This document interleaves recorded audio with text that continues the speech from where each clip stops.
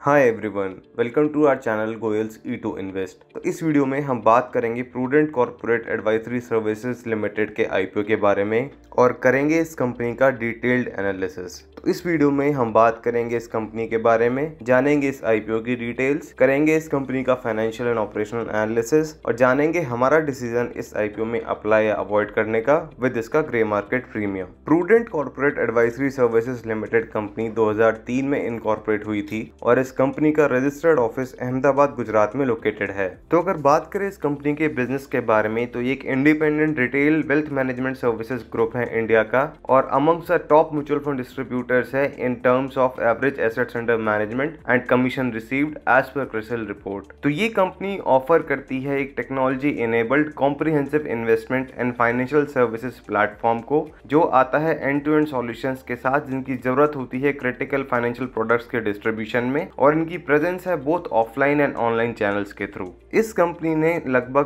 13,51,274 unique retail investors को अपने 23,262 एमएफडीज के through wealth management services provide करी हैं, जो स्प्रेड हैं 110 लोकेशंस में 20 स्टेट्स इंडिया के एज पर दिसंबर 2021 के डेटा के अकॉर्डिंग। तो वहीं अगर इस कंपनी की स्ट्रेंथ्स की बात करें तो इनका एक growing financial product distribution platform है। इनके पास ग्रैन्युलर रिटेल एयूएम है जो मिक्स्ड है skewed towards high yield equity AUM के साथ। इनकी वैल्यू प्रोपोजिशन की वजह से इनका इंक्रीज पार्टिसिपेशन हुआ है और लॉन्ग स्टैंडिंग रिलेशनशिप है अपने एमएफडीज के साथ। इनका ट्रैक रिकॉर्ड इनोवेशन का और यूज ऑफ टेक्नोलॉजी बहुत ही अच्छा है। इनकी pan India diversified distribution network है और ये अंडर पेनिट्रेटेड मार्केट्स में डाइवर्सिफाई करने का स्कोप भी रखते हैं। और इस कंपनी ने डेमोन्स्ट्रेट किया है लगातार एक अच्छा प्रॉफिटेबल ट्रैक रिकॉर्ड, जिसको हम आगे फाइनेंशियल्स में भी डिस्कस करेंगे। तो अगर बात करें इस आईपीओ की डिटेल्स के बारे में तो कंपनी ने इस आईपीओ का इशू प्राइस 595 से 630 रुपीज के बीच में रखा है, जिसमें मिनिमम नंबर ऑफ शेयर्स जो हमें बिड करने हैं वो है 23। तो इस आईपीओ में मिनिमम इन्वेस्टमेंट पर लॉट की आती है 14,490 रुपए की। ये आईपीओ 10th मई को ओपन होगा, जिसमें आप 12th मई तक अप्लाई कर सकते हैं और इसमें आप असबा या यूपीआई मोड के थ्रू अप्लाई कर सकते हैं। तो कंपनी इस आईपीओ में 85,49,340 शेयर्स ला रही है, जो कि ऑफर फॉर सेल के हैं, जिसमें एग्जिस्टिंग प्रमोटर अपना स्टेक सेल कर रहे हैं। एंड इस आईपीओ में total number of outstanding shares pre and post same होने वाले हैं, जो है लगभग 4,14,06,680।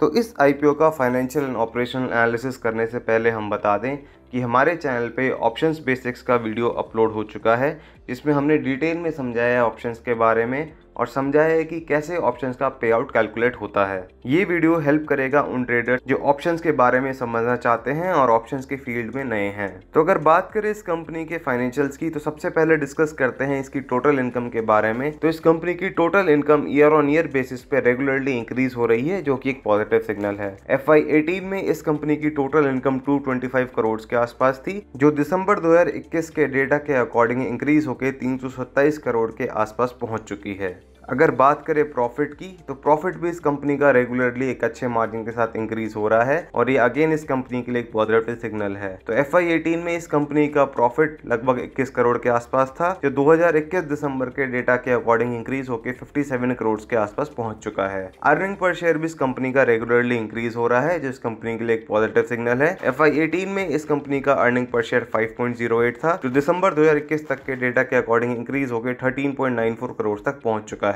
इस कंपनी के फाइनेंशियल्स में इशू बोरोइंग्स के साथ है। तो बोरोइंग्स इस कंपनी की लगभग अपने प्रॉफिट्स के अराउंड ही चल रही थी स्टार्टिंग से, बट बीच में इन्होंने बोरोइंग्स को अपने सिग्निफिकेंटली रिड्यूस भी किया था। बट अगेन इस फाइनेंशियल ईयर में इनकी बोरोइंग्स फिर से इंक्रीज हो गई हैं। तो इनकी FY18 में बोरोइंग्स थी 22 करोड़ के आसपास, जो दिसंबर 2021 तक के डेटा के अकॉर्डिंग इंक्रीज होकर लगभग 33 करोड़ तक पहुंच चुकी है, जो इस कंपनी के लिए एक नेगेटिव सिग्नल है। वहीं अगर बात करें net cash generated from operating activities की तो ये भी इस कंपनी के लिए एक पॉजिटिव सिग्नल है, क्योंकि ये रेगुलरली इंक्रीज हो रहे हैं। तो FY18 में इस कंपनी का net cash generated from operating activities था लगभग 12 करोड़ का, जो दिसंबर 2021 तक के डेटा के अकॉर्डिंग इंक्रीज होकर लगभग 50 करोड़ पे पहुंच चुका है। फाइनली अगर बात करें इस कंपनी के पीई रेशो की तो इस कंपनी का पीई रेशो काफी हाई चल रहा है, जो इस कंपनी के लिए एक नेगेटिव सिग्नल है और इस चीज को हम डिटेल में वैल्यूएशन वाले पार्ट में डिस्कस करेंगे। तो अगर ओवरऑल फाइनेंसेस की बात करें तो फाइनेंसेस इस कंपनी के स्ट्रेंथ शो कर रहे हैं और एक अच्छे रेट के साथ रेगुलरली ग्रोथ दिखा भी रहे हैं। अगर बात करें इस इंडस्ट्री के पीई रेशियो की, तो इस कंपनी में हाईएस्ट पीई रेशियो है 74.7x का और लोएस्ट है 18.0x का। इस इंडस्ट्री का एवरेज पीई रेशियो है 40.6x का।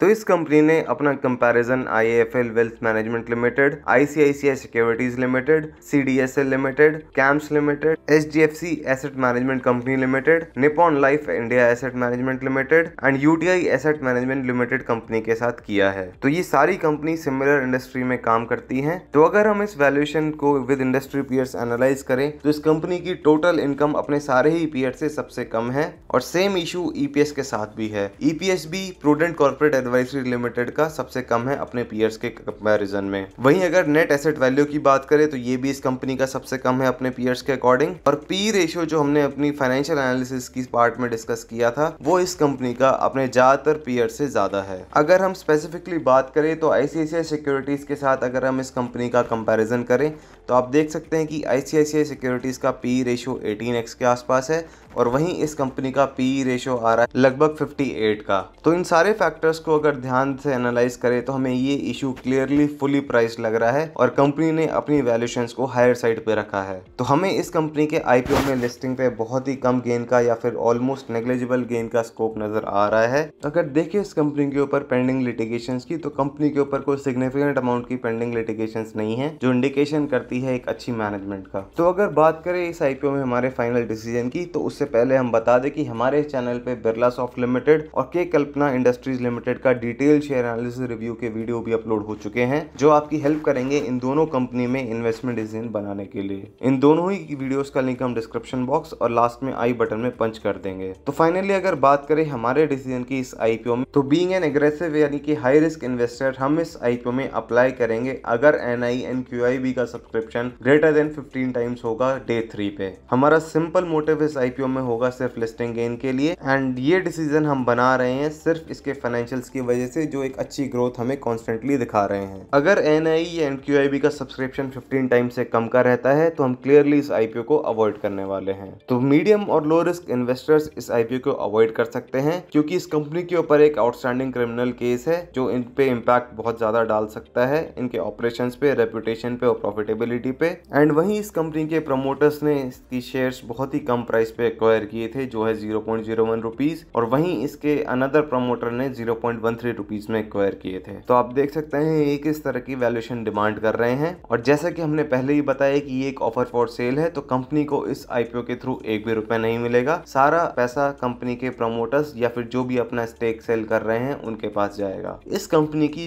Pre IPO promoter share holding बहुत ही कम है, जो कि लगभग 56% के आसपास है एंड ये IPO आने के बाद ये प्रमोटर शेयर होल्डिंग रिड्यूस होके और भी कम हो जाएगी। तो हमारे पर्सनल एनालिसिस के अकॉर्डिंग जो भी कंपनी अपना नया IPO ला रही होती है, अगर उसकी प्रमोटर शेयर होल्डिंग 70% से कम की रहती है IPO के बाद, तो हम उसे एक नेगेटिव सिग्नल देते हैं। तो हमने सारे पॉइंटर्स रख दिए हैं इस IPO के हमारे डिसीजन के अकॉर्डिंग। आप अपना डिसीजन सारी चीजों को कंसिडर करके बनाएं। तो वहीं अगर फाइनली बात करें इस IPO के ग्रे मार्केट प्रीमियम की, तो फिलहाल ग्रे मार्केट में इस IPO में लगभग 36 रुपए का प्रीमियम ट्रेड हो रहा है। तो आई होप आपको ये IPO रिव्यू अच्छा लगा होगा। बने रहिए इस चैनल पे और भी इसी तरह के वीडियोस के लिए।